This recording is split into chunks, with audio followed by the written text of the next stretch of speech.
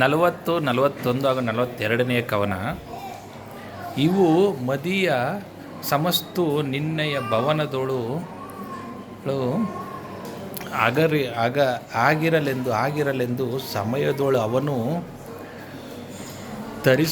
ತರಿಸುವೆವು ಎಂದು ಬಳಿಕ ಅಂಗಾರವರ್ಮಂಗೆ ಇವರು ವಿನಯವ ಮಾಡಿ ಗಮನ ಉತ್ಸವದಲ್ಲಿರೇ ಗಂಧರ್ವ ನಸುನಗು ಎಂದನು. ಧರ್ಮಶಾಸ್ತ್ರದ ಸಾರ ಸಂಗತಿಯ ಅಂದರೆ, ನೀನು ಕೊಟ್ಟ ಉಡುಗೊರೆಗಳು ನಮ್ಮವೇ ಆಗಿ ನಿನ್ನ ಮನೆಯಲ್ಲಿ ಇರಲಿ, ಮುಂದೆ ಒಂದಾನೊಂದು ಸಮಯದಲ್ಲಿ ಇವನ್ನು ತರಿಸಿಕೊಳ್ಳುತ್ತೇನೆ ಎಂದು ಹೇಳಿ ಪಾಂಡವರು ಹೊರಡಲು ಗಂಧರ್ವನು ನಸುನಗುತ್ತಾ ಅವರಿಗೆ ಧರ್ಮಶಾಸ್ತ್ರದ ಒಂದು ಸಾರತತ್ವವನ್ನು ತಿಳಿಸಿದನು. ಮುನಿಯದಿರು ಕಲಿಪಾರ್ಥ, ನಿನ್ನಯ ಗಣತರದ ವಿಕ್ರಮಕ್ಕೆ ದಿವಿಜರು ಅನುಜ ಭುಜಗರು ನೆರೆ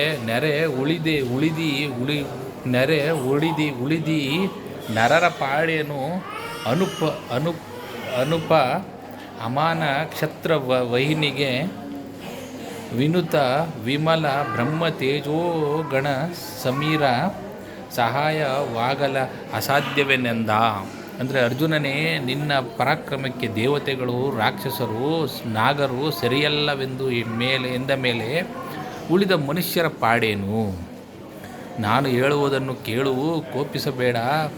ಉಪಮಾನವಿಲ್ಲದೆ ಕ್ಷಾತ್ರ ತೇಜಸ್ಸೆಂಬ ಅಗ್ನಿಗೆ ನಿರ್ಮಲವಾದ ಬ್ರಹ್ಮ ತೇಜಸ್ಸೆಂಬ ವಾಯುವು ಸಹಾಯಕವಾದರೆ ನಿಮಗೆ ಅಸಾಧ್ಯವಾದುದು ಯಾವುದು?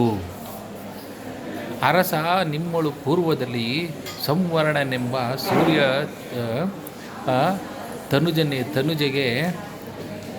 ತನುಜೆಗೆ ಮರಳುಗೊಂಡನು, ಮರೆದು ಕಳೆದನು ರಾಜ್ಯ ವೈಭವ ಬರಿಯ ಪಾರ್ಥಿವ ತೇಜದಲ್ಲಿ ಗೋಚರಿಸಿದರೆ ತತ್ಸತಿ ವಿವಾಹೋ ಉತ್ಕರ್ಷವಾಯಿತು ವಸಿಷ್ಠನಮಳ ಬ್ರಹ್ಮ ತೇಜದಲ್ಲಿ. ಅಂದರೆ, ಅರಸನೇ ಕೇಳು, ಪೂರ್ವದಲ್ಲಿ ನಿಮ್ಮ ವಂಶದ ಸಂವರ್ಣನೆಂಬ ದೊರೆಯು ಸೂರ್ಯನ ಮಗಳಾದ ತಪತಿಯನ್ನು ಮೋಹಿಸಿ ಅವಳ ಹುಚ್ಚಿನಿಂದ ರಾಜ್ಯದ ವೈಭವವನ್ನು ತೆರೆದು ಬಿಟ್ಟನು. ಅವನ ಕ್ಷಾತ್ರ ತೇಜಸ್ಸಿಗೆ ಅವಳನ್ನು ಪಡೆಯಲು ಸಾಧ್ಯವಾಗಲಿಲ್ಲ. ಆಗ ವಸಿಷ್ಠನು ಬ್ರಹ್ಮ ತೇಜಸ್ಸಿನಿಂದ ಅವನು ತಪತಿಯನ್ನು ಪಡೆದನು. ಧನ್ಯವಾದಗಳು.